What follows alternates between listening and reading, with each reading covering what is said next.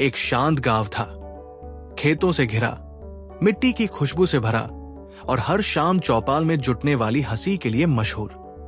उस गांव का मुखिया बहुत प्रभावशाली था। लोग उसकी इज्जत करते, उसके फैसलों को मानते। उसी गांव में उसका सलाहकार भी रहता था, सीधा सादा पर बेहद समझदार और बुद्धिमान। मुखिया भी जानता था कि सलाहकार की बुद्धि तेज है और अक्सर उस पर निर्भर रहता था। लेकिन एक दिन गांव की चौपाल में अचानक माहौल बदल गया। मुखिया हंसते हुए बोला, तू तो बहुत बुद्धिमान है, लेकिन तेरा बेटा, अरे वो तो 2 और 1 का फर्क भी नहीं जानता। चौपाल में बैठे लोग हंस पड़े। सलाहकार का चेहरा शर्म से झुक गया। उसे समझ नहीं आया कि मुखिया उसके बेटे के बारे में ऐसा कैसे कह सकता है।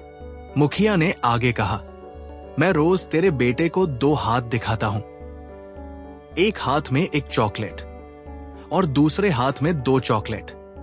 फिर पूछता हूं, बता कौन बड़ा है? और वो क्या कहता है, एक बड़ा है। चौपाल में फिर जोरदार हंसी गूंज उठी।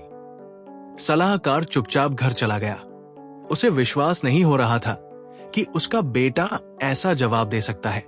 उस रात उसने बेटे को अपने पास बुलाया और पूछा, बेटा एक बड़ा होता है या 2? बेटा तुरंत बोला, 2 बड़ा होता है बाबा। ये तो आसान बात है। सलाहकार हैरान रह गया। उसने गंभीर होकर पूछा, तो फिर मुखिया को गलत उत्तर क्यों देता है? सबके सामने मुझे हंसी का पात्र क्यों बनने देता है? बेटा मुस्कुराया, फिर हंसते हुए अपने बिस्तर के नीचे से एक छोटा लकड़ी का डिब्बा निकाला। डिब्बा खोला तो सलाहकार की आंखें फटी की फटी रह गई। डिब्बा चॉकलेट से पूरा भरा हुआ था। अनेक रंगों की, तरह तरह की चॉकलेट। सलाहकार विस्मित होकर बोला, इतनी सारी चॉकलेट कहां से आई?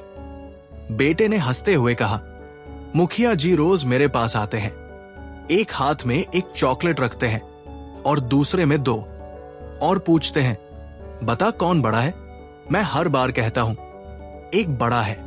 फिर वो और उनके दोस्त जोर से हंसते हैं और वो एक चॉकलेट मुझे पकड़ा देते हैं। वो कहते हैं, अगर एक बड़ा है तो लो, यही रख लो। वो समझते हैं कि मैं बेवकूफ हूं। पर बाबा, मैं जानता हूं कि अगर मैं एक बार भी सही उत्तर दे दूंगा तो ये खेल खत्म हो जाएगा। फिर उसने बेहद समझदारी से कहा, क्या सिर्फ 2 चॉकलेट के लिए मैं अपनी रोज की चॉकलेट खो दूं? एक दिन में 2 चॉकलेट की क्या कीमत, जब मैं रोज एक पक्की चॉकलेट ले रहा हूं। मैंने सोचकर गलत उत्तर दिया और इसी खेल की वजह से यह पूरा डिब्बा भर गया। सलाहकार एकदम शांत हो गया, जैसे किसी बच्चे ने उसके अंदर का कोई पर्दा उठा दिया हो। उसे एहसास हुआ कि उसका बेटा न सिर्फ चतुर है बल्कि दूरदृष्टि भी रखता है। वो बेटे को प्यार से गले लगाकर बोला, आज तुमने मुझे सिखाया, असली बुद्धिमानी सही उत्तर देने में नहीं, सही समय पर सही निर्णय लेने में है। अगली दिन सुबह जैसे ही सलाहकार चौपाल पहुंचा, मुखिया ने फिर वही मजाक दोहराया, अरे तेरे बेटे ने आज क्या जवाब दिया? सलाहकार ने बस हल्की मुस्कान दी, अंदर से इतनी गहरी कि मुखिया कुछ समझ ही न पाया। सलाहकार ने शांति से कहा, कुछ बच्चे मूर्ख नहीं होते, कुछ बस दुनिया को अपने तरीके से समझते हैं। और फिर बिना एक भी शब्द और बोले वो आगे बढ़ गया। उसकी मुस्कान में सम्मान भी था और गर्व भी। बुद्धिमानी हमेशा ऊंची आवाज या सही उत्तर में नहीं होती। कभी कभी खेल को समझना ज्यादा जरूरी होता है। दूरदृष्टि अक्सर सबसे सरल दिमागों में होती है।